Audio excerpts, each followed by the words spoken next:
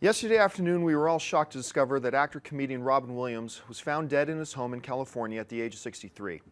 There are some today who want to speculate about how he died. Was it indeed suicide? And if so, why would a man so successful and so responsible for bringing so many of us joy be in such a dark place that he would consider, let alone carry out, the termination of his own life? These are all fair and natural questions. However, today we aren't going to be addressing any of these. The fact of the matter is that none of us have those answers yet anyway. Instead, we're going to focus on celebrating the career and the work of this genius today. We're going to talk about all of the ways he entertained us, the ways he made us laugh, the ways he made us feel, and the way he gave us all reasons to love the movies even more. Robin Williams was simply one of the greatest performers of our generation. He was an Academy Award-winning actor, having won an Oscar for his incredible role in Good Will Hunting, and he was nominated for Best Lead Actor 3 other times, for The Fisher King, Good Morning Vietnam, and of course Dead Poets Society. He won 6 Golden Globe Awards and was nominated 11 times. He won 2 Emmy Awards, having been nominated 8 times, and even won 5 Grammys. It's natural for many of us to talk more highly of a person who has passed away than we perhaps would have normally. But for myself, I can tell you, I have always considered him to be amongst the greatest entertainers of all time, one of my all-time favorites. And the fact that his grand stage has now gone dark saddens me in a way that the passing of no other celebrity ever has.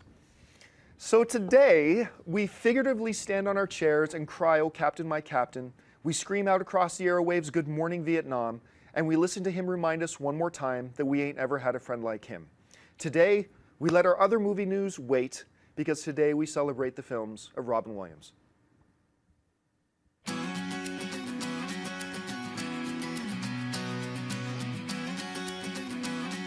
Well, good morning, everybody, and welcome to AMC Movie Talk for movie fans. I'm your host. My name is John Campy. I'm the editor-in-chief of AMC Movie News, and today is going to be a little bit of a different AMC Movie Talk, obviously. Yesterday we found out, as we said in the opening, of the passing of Robin Williams. I want to introduce, first of all, the people joining me at the table for this special edition of the show. First of all, of course, our senior editor of Movie News, Ms. Amy Rose Eisenbach.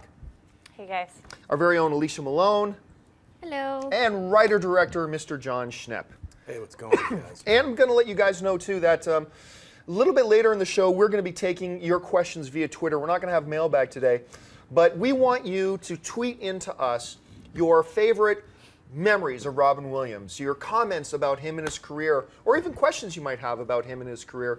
And Ashley is going to, throughout the show, be collecting those, and we're going to save some time, maybe about the last 10 or 15 minutes of the show, just to address your questions about him. So, listen, guys, today we don't have a lot of a format today. I just knew that today we just wanted to come in here and talk about the life and the career of Robin Williams. And I want to list off for you guys today my 10 favorite Robin Williams film/performances.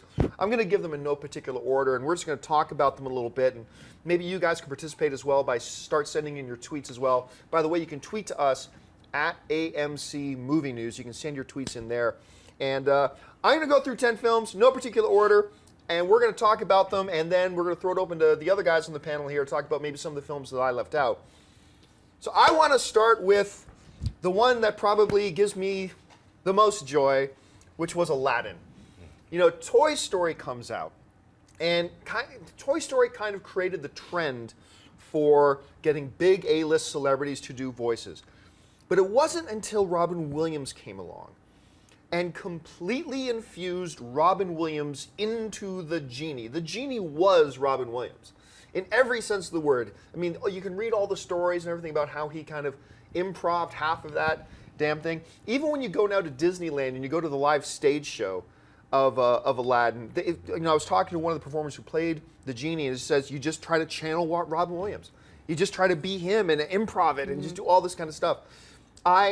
I mean, Aladdin, one of my all-time favorite animated films. Gonna have to watch it again this week. But anyway, some of your favorite moments from Aladdin, things that you think about when you think of Aladdin. Schnepp, let's start with you. Just Robin Williams. Honestly, I don't really even remember half of the rest of the movie except for him as the voice. I mean, that picture that you posted yesterday of him getting hugging the genie, yeah. right. That was so sad. I mean, it's not in the forefront of my memory. It's not one of my favorite Robin Williams movies. I just remember enjoying it mainly because of him. So. Right, Alicia? I watched it on repeat. I remember I used to work at a video store, so I used to always put Aladdin on. And then, much like the other films I put on, like Little Mermaid, a kid would come up and say, I want to hire that. And I'd be like, damn it, I was watching it. And Robin Williams was such a part of why this movie was so great. The energy that he injected into the genie was incredible. I know at first he wasn't so sure about doing the voice, and then he saw a test animation reel and he realized it could be really sweet. Friend Like Me is my favorite. Oh, yeah. I would listen to that song over and over again. Just the ad-libs that he did throughout the whole script, the pop culture references, and just how optimistic and lovely that character was. You did want to give him a big hug. Yeah, Amy Rose? Aladdin has always been one of my favorites. Like, that literally was my youth. And that's when I decided I wanted to be a singer, obviously. And I knew the lyrics to everything. And it was just absolutely amazing. And I remember watching behind the scenes of Robin in the sound booth and just marveling at him when I was a little girl and just going, he has got to be the warmest, kindest, most wonderful man. Because the kind of passion he brought, and everyone I know who's known him personally just said he was just so gentle and just so kind. And that, I mean, we see that with a lot of, I have like tears in my voice too. This really hit me hard yesterday. I mean, I had to pull over when I found out. I was crying hysterically, and I just want to send my condolences to his family and friends. But Aladdin, it's so timeless and so charming and wonderful. And the genie was spun off into so many other films after that as well. I mean, it just gave so many generations joy, and he was that character. In the end, I mean, such a beautiful, setting him free. I mean, it's not spoiler territory anymore, guys. But yeah, I mean, Robin Williams and the genie are very synonymous in a lot of ways of just, looking out for others and being kind and entertaining and just, being a lover. It's funny too because his success in that, as he went on to do some others. He did Robots, which I wasn't really fond of. He did Happy Feet, which I wasn't really fond of. But his character in Happy Feet and Happy Feet too, was the highlight of those movies for me, right? I was really lucky. I got to speak with Robin Williams for Happy Feet too. I got to sit down with him, and he said if he could take anything from that character, it would have been the optimism. Just how lovely and optimistic Ramon was, and the flavor. And he was so kind and gentle in that interview because I was really nervous. Right. It's Robin Williams, legend. Yeah. So sweet though. All right, we got a whole bunch of. We could literally sit here and talk for like 20 minutes about each of the movies. We'll move a little bit faster. The next one I want to bring up, of course, is Good Morning Vietnam, which, honestly, you know how sometimes we talk about how the Oscar is just such an incredibly, insanely hard thing to win because not only do you have to deliver an iconic, timeless performance, but you got to just sit back then and cross your fingers that somebody else doesn't have and just do a little bit more. Robin Williams has an Academy Award on his mantle, and everybody knows he would have had two if it wasn't for the fact that he just so happened to do Good Morning Vietnam the same year one of the all-time most iconic performances ever was done, which of course was Michael Douglas in Wall Street. I almost said Wolf of Wall Street. And of course, playing Gecko, right? That he just happened. That is the perfect analogy for this. He did Good Morning Vietnam, but he happened to do it the same year he did Gecko. So he didn't get that Academy Award, but he would have had to. I remember this was the first time I really took notice of Forrest Whitaker as well. But there was something. I think for a lot of people already knew he could do drama, but I think for the majority of the movie-going and entertainment viewing audience, it was the first time they were really exposed to the fact that this guy is more than Nanu Nanu. Right. This guy is like, he can go to depths and do things that we never thought about, and the pain and the anguish. And it showed us the way he could draw this incredible juxtaposition of the silly, mad clown in the same film with the depth of the emotion that he could do. And when you could put them on screen at the same time, the effect was just palatable. It was insane. Anyway, I love that movie. So your thoughts on Good Morning Vietnam? I love it too. It's such a staple. And beyond that, Robin's work with the troops and with different stuff like that, he was very active politically in that. And again, just a sign of just how much love and respect he had to our troops and just to the country and everything. So beyond just his performance, I think about, behind what that film actually meant to him. But yeah, he was just amazing. I mean, we can all hear him projecting on that good morning, And yeah, you're right about Forrest Whitaker. That was I was like, wow. He's gonna be something big after this. Yeah, little did we know how big he was gonna be, Alicia. Yeah, this was the breakout role for Robin, the one that people finally started taking him seriously. I just remembered that scene when he has his first broadcast And it opens with that great moment, Good Morning Vietnam, and then it's 4 minutes of just frenetic energy and just the jokes and the impressions that just pour out of him, and you know that it's a lot of Robin in there because that's a lot of what we saw of him on talk shows and other places too. Just so funny, but I like the way his character is a bright spark amongst all the tragedy and the war aspect of this film. I actually want to rewatch this one tonight because just watching some clips on YouTube made me realize just how much I loved him in this role. Yeah, I think this film was the first film that showed his serious side, and a lot of people don't know. Almost 100% of all of the radio broadcasts, he improv. Feels like It's no script. It's just him going off. Amazing. And that's why that's the captured frenetic Robin Williams who would take the stage at comedy clubs. People would be like, "Oh God, Robin's here. He's gonna." A lot of comedians are very self-conscious. When he showed up, they'd be like, "Oh my," they don't want to follow him because he just would own the crowd. He's so smart. Like he would just come up with he could take anything and just make you laugh. I mean, that's how intelligent he was. And so that's why this movie really showcases not only his comic genius, but it allowed him to actually be a human being. He's not Mork from Ork. This was the first time we actually got a chance. I mean, because his first movie was Popeye, which I know is not on your list, but he's playing Popeye, and he did a great job. It's a really kind of weird, uneven film, but it's a classic in a strange way. Got olive oil. I mean, it's a weird film, but that was his first movie. I think Good Morning Vietnam is the one where he's actually a human being, and you see the darkness that's allowed to be in his character as well as the comedy. Yeah, at least it's the first one that people really noticed it, because I know he did films like World According to Garp and things like that too, but this was the one that really made people take notice. Yeah. Right, he did. I think it was Club Paradise I was looking through, because I've seen it's weird. I mean, he's done 102 movies. It's unbelievable, and it's like he's been a part of all of our lives since we were kids. Yeah. So it really is a weird thing. Even though he had a really great run of stinkers, like in the 90s and early 2000s, there's like about 8 or 9 movies where you're like, oh, that's bad. Oh, that one's really bad. Oh, that's William stinking really bad right there. But you could always remember that guy can nail it, and he always would. Yeah. Like even if he ran like 9 years with a bunch of bad movies, he'd hit it out of the park in one of them. So. All right. Wow, 15 minutes into the show, we've gone through 2 movies. we So we're could going to do pick up the ages. obviously, the next one we got to talk about, Oh Captain, My Captain, Dead Poets Society, the film that as a teenager, for whatever reason, this was a good date movie. I don't know why. This is inspiring. It put the girl in an emotional state that was just perfect for a good night. Seize the day, carpe diem. Yeah, exactly. Carpe diem, baby. No, there were so many moving moments too, where, like, you always wish.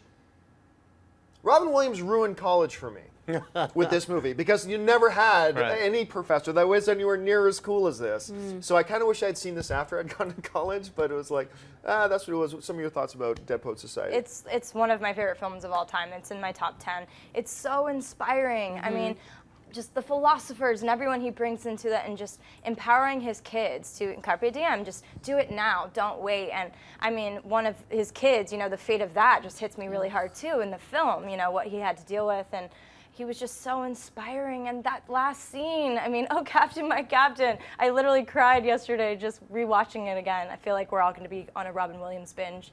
But that film was just so inspirational and beautiful, and I did have one teacher I always compared to him as well, but I wanted more, and that's just the truth of it. You always remember people that make such an impact like that. That's what Robin Williams has done to all of us. We don't know him, but I feel like I did through his work, and with that, he inspired me just from cinema, and that's the power of his art right there.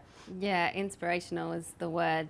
Inspiring the kids to live extraordinary lives, see things differently, jump on the tables, shake things up. I love carpe diem. That taught me that phrase, carpe diem, gather ye rosebuds while you may. It's like, I'm all about that, just trying to go outside the box and do something different. And I wish I had a teacher like this, someone who would inject everything, inject all the greats with such a great sense of humor.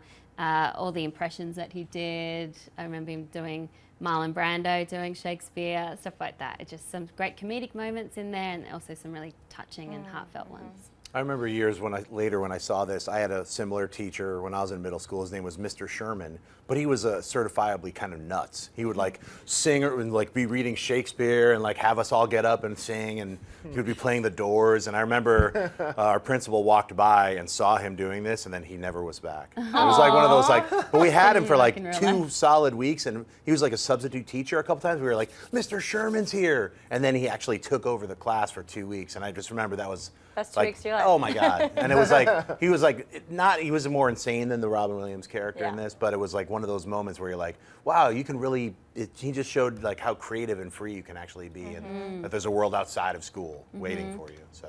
Yeah. All right, next one I want to bring up is what I call Christopher Nolan's most appreciated film, which is Insomnia. Yeah. Twice, I could say, I've gone in and watched a movie with Al Pacino where somebody else in the movie upstaged Al Yeah. Pacino. Once was, I think it was called The Insider, with Russell Crowe, Yeah. when Russell Crowe did it, and the other one was Insomnia. Like, and like nobody has seen this film. Yeah. Like nobody went to see this film, and it's also got what's her name? Two-time Hilary Academy Award. Swank. Hilary Yeah. Swank is in it as well, and I'm telling you, his performance in this might have been his best performance. I mean, especially, which is weird to say when you're talking about Dead Poet Society, Good Morning Vietnam, 1 Hour Photo, things like Good his Will performance. Hunting. It just chilled me to the bone. Yeah. Him as a villain in this was just crazy good. Your thoughts on you guys Yeah. all saw Oh, Insomnia? yeah. Yeah. I remember seeing Insomnia on video, and I had insomnia for nights afterwards because it was so creepy. And I think this picture sums up what was so unsettling about this character. It was that little smile that he did. He kept everything so in, but he just had that little smirk all the time. Such a creepy character, and to see him and Al Pacino in the scenes on the ferry, and then all those scenes in the fog. Oh. Yeah, this is a film that people should definitely see if they haven't seen it already. Yeah. It was shocking because of his subtlety. And I Yeah. think that's what took us all by surprise, because he, from what we've seen in his earlier works, he was just so eccentric and just like full of life and animation. And his subtle moments of just utter creepiness were brilliant. And I just think it showed the depth beyond the Robin that we came to know and love, even if it's, out of order or whatever. It just kept showing that, he is one of the best performers of that generation, of this generation, and he can do anything. But the subtlety was fascinating to me. Yeah, this film, like, you really hate this character by the end of the film, and you want him to go down so bad because of the way Robin Williams plays him. He's holding all this back, but occasionally just giving it that little, Yeah. I know that you know, but no one else knows kind of thing. And it's, it really is underrated, so see it if you haven't seen it. All right, you know what? I'm just going to list off a bunch of the other ones because I really do want to make sure we save a good amount of time to get to your tweets and comments and statements and questions if you have them. Once again, you can start tweeting us to us at AMC Movie News. I'm going to run down a couple others, and then I'm going to save one for last. It's very special to me, but I don't care what anybody says. Hook is awesome. Yeah. You know, Who thinks it's not awesome? I don't like I it. don't really It's like it. amazing. Boo! It's I love Hook. amazing. But I What- like what's the his name? Bangarang or Rufio. Rufio. Okay. amazing. Mrs. Doubtfire. I Oh, mean, yeah. obviously, Fun. I mean, Yeah. Hard to make that touching a comedian in Yeah. the drag, but he Right. does. He did and it. you know, in, Top recent, shelf. in the last year or two, they were talking about maybe coming back to Right. Yeah. Doubtfire. The Birdcage. Yeah. Phenomenal. A film ahead of its time. Yeah. Especially when you sit back now Yeah. and look at the themes and whatever that Yeah, they're all running about there. being the masculinity and Oh, yeah. being a man and how that's a performance. And And his- him and Nathan Fillion together. Nathan not Lane. Nathan Fillion, Nathan Lane. Oh, that would be a very different movie. Their chemistry was amazing. So good. And when I spoke to him in that interview, he said that's the one that he would most likely to have a sequel to. Oh yeah, So I would have good. seen it. The one he won his Academy Go Award for, Hunting. Good Will Will Hunting. So quiet. That scene of "It's not your fault" Oh. still chills me every time I watch it. It just. I kind of mentioned off on the side 1 Hour Photo, which is a Yeah. lot of people's favorite performance of Disturbing. his. Yeah. And once again, subtlety. And that's the thing, you all mentioned that subtlety that he did in Insomnia. And I think that's what really shocked people most because Robin Williams is woo, Exactly. right? Yeah. And then for him to come into a movie and deliver Insomnia or 1 Hour Photo. And I love his character, He's 1 Hour so Photo. creepy. So in this creepy. film. And it changes throughout Yeah. your thoughts on this character. Yeah. But the one I wanted to say for last is I believe 100% is his most underappreciated film. I remember I even skipped this movie because every critic, every person I knew talked crap about this film. So I always avoided it. And one night in Toronto, me and about 6 buddies were like, we're all just going to hang in tonight, order some pizza, eat some food. Let's get a movie. Hey, let's get Death to Smoochie. And we're all, yeah, okay, let's watch that because we all hear it's so bad. One of the top 10 movies that made me laugh the hardest in my life. I'm Rainbow effing Randolph. Yeah. This movie deserves to be in the pantheon of the Greek gods. I love Death to Smoochie. Danny DeVito's so good in it. Jon Stewart's so good in it. Edward Norton. What's that one line when he's in the back of the thing? It's like I can't remember the name of the charity, but like the Sparkle Light Kids Foundation. Oh, yeah. It's the most ruthless of all the charities. Like it's just this movie and his performance in it. I think it is my favorite comedic performance he's ever done. I love this movie passionately. I know a lot of you haven't seen it because you heard all the crap that I did. Right. Sit back and watch this gem of a movie. Anyway, it's so dark. It's way It's darker. because Danny DeVito, if you're familiar with his films, they're always really dark, and this is the darkest one, but the best one. It really delivers. Oh, yeah, I told it's DeVito so directed funny. this, Yeah, didn't he? I DeVito totally directed forgot it. Yeah. that. And it's so well done. I mean, if you like darkness and humor, this is the movie to see. I mean, it delivers on all fronts. It's so side-splittingly funny. Like Yeah. there's just so many moments, and Edward Norton is amazing. so good in yeah, this. He's great. Yeah. He was born to play Smoochie. I've never seen it, but now, based on your reaction, I'm Oh definitely going my to check God! it out. Watch it. Yeah. Sit down and watch it. Get Even the Maude trailer or is some other friends interesting. over. Sit I down thought it and watch would it be like together. slapstick comedy, and I didn't realize it would be so dark. And I think that's why it just totally surprised Yeah, right. me. Yeah, it's not slapstick. It's No. just mean. Yeah. It's a mean film, which is Yeah. great. I love mean films, especially So when they're just fun. to highlight the 10 that I wanted to highlight today. And trust me, guys, if you haven't seen any of these, check them out this week. Good Morning Vietnam, Dead Poets Society, Hook, Aladdin, Mrs. Doubtfire, The Birdcage, Good Will Hunting, 1 Hour Photo, Insomnia, and the last one for me is Death to Smoochie. Before we go over to the Twitter stuff, what other Robin Williams films did I not include on this list that maybe you guys would? I was going to say my top favorite Robin Williams film of all time, and I think his best performance is another underrated film. It's called World's Greatest Dad. Yep, that was It's mine. Bobcat Goldthwait. He wrote and directed it. It is a really dark film, but Robin Williams anchors that It film. was only like 5 years ago, wasn't it? Yeah, it was only a Not couple that years long ago. And when I saw it the second time, and Williams was sitting behind me, and I didn't realize that, and Wow.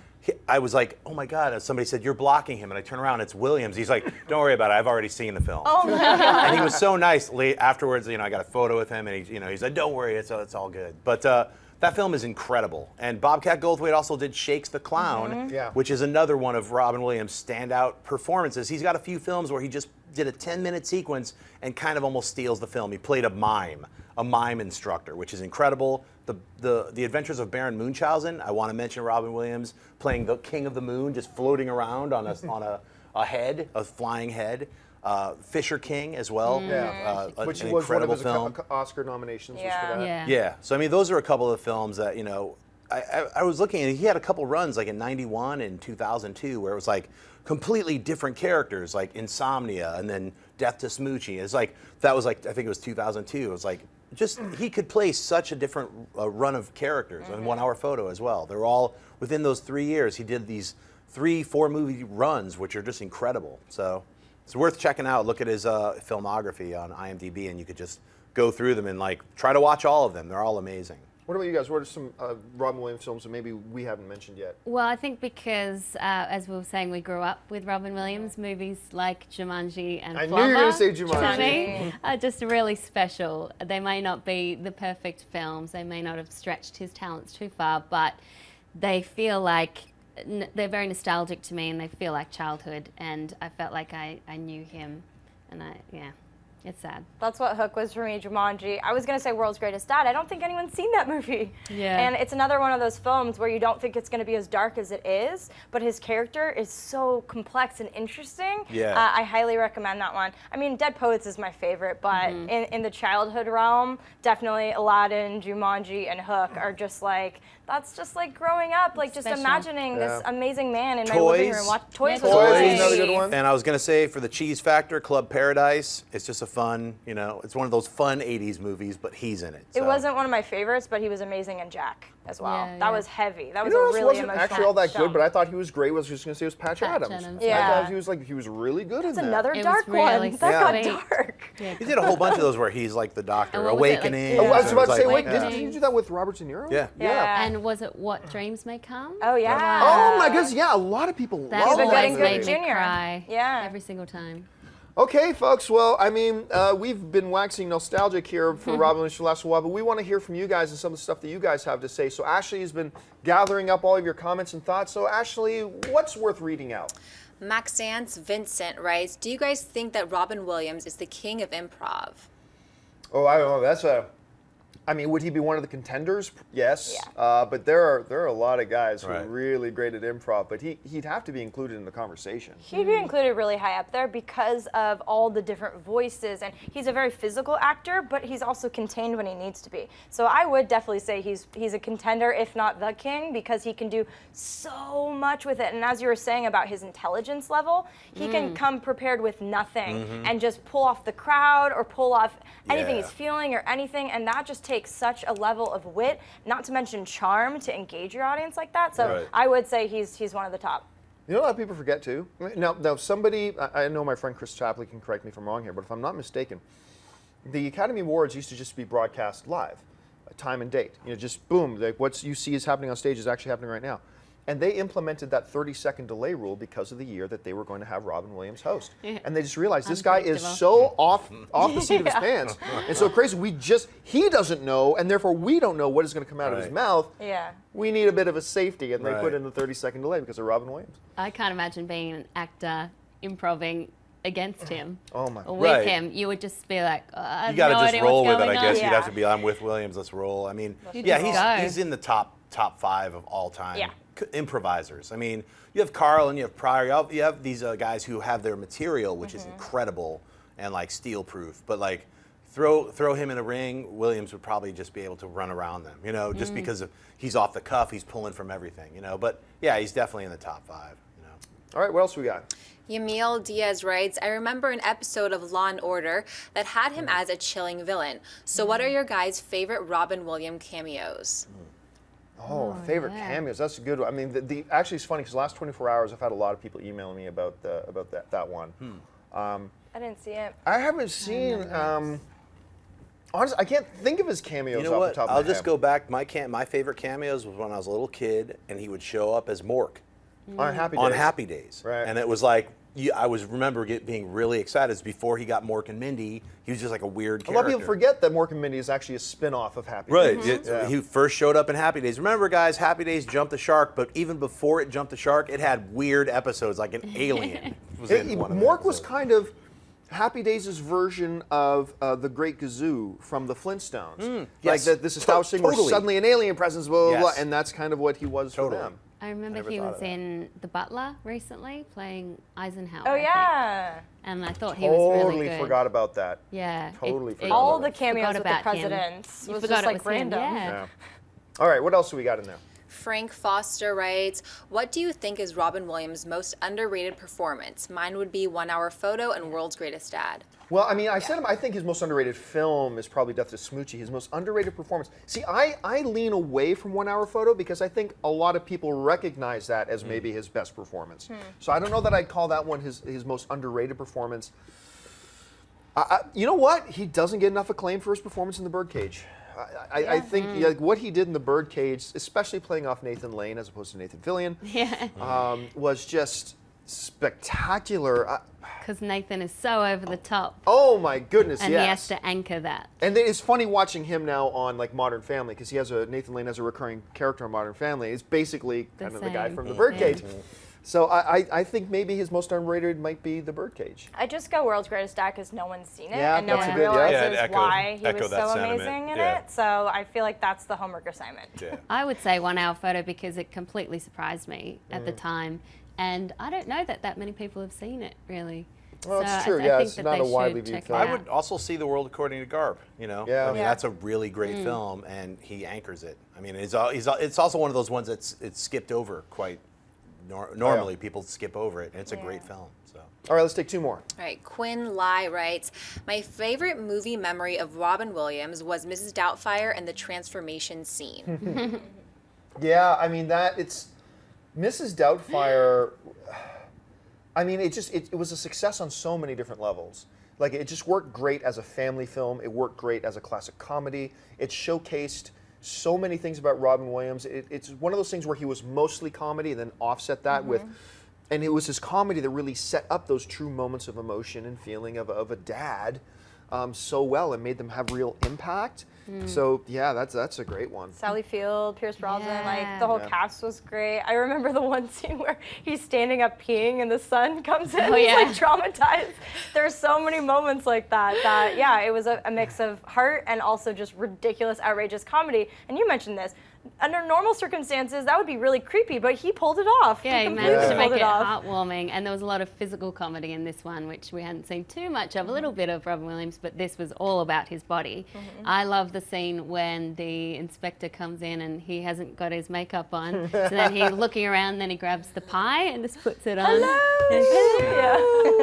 was going to say, I think my favorite, or the most striking scene that I remember just thinking back about his entire career was from The Fisher King, and it was when he finally recalled that horrific moment of watching his family die in the restaurant. It just brought me to tears, and I mean, it's just his acting. Like, what would take a normal person and bring them to the brink of insanity? Something like that, and watching someone transform themselves and go through that was the most horrific part of that film, but it truly was a film about getting back to normality, and what is sane and what is insanity. He played Broken very Yes, well. yeah, really well. All right, last question of the day. All right, Alex Bamford writes, I loved Robin Williams in Flubber. What did you guys think of that role? Yeah, I loved it. So insane. I loved it. Well, it was nice watching him. I don't know about the film as a whole. Not so much. Me. I enjoyed it when I was young. I liked it. I wanted some flubber shoes. Snubber, I didn't see it. Snubber. I was never quite a fan.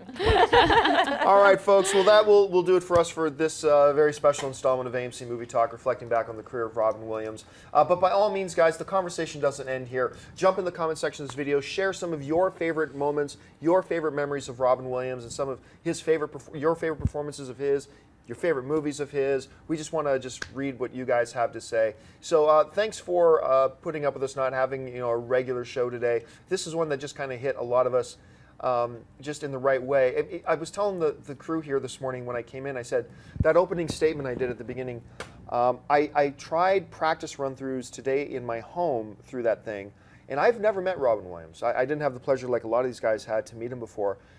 And yet I was never able to get through that read-through this morning without crying. And I have no idea why. I've never cried over a celebrity dying. And then today doing the show, realizing how many hours of my life and my childhood and my youth were spent with Robin Williams and what he's meant to all of us and what he's meant to the film industry. And it's just amazing. But anyway, guys, thank you so much for joining us. Listen, lots of great films playing in AMC theaters right now. Head on over to www.amctheaters.com for your theater, showtime, and movie ticket information. If you want an audio-only version of this show today, look in the description of this video, and you'll see a link to our podcast feed so you can listen to us. And by the way, just subscribe to our videos if you feel so inclined. I want to thank the people joining me today. First of all, Miss Amy Rose Eisenbach. Amy Rose, where can people find you online?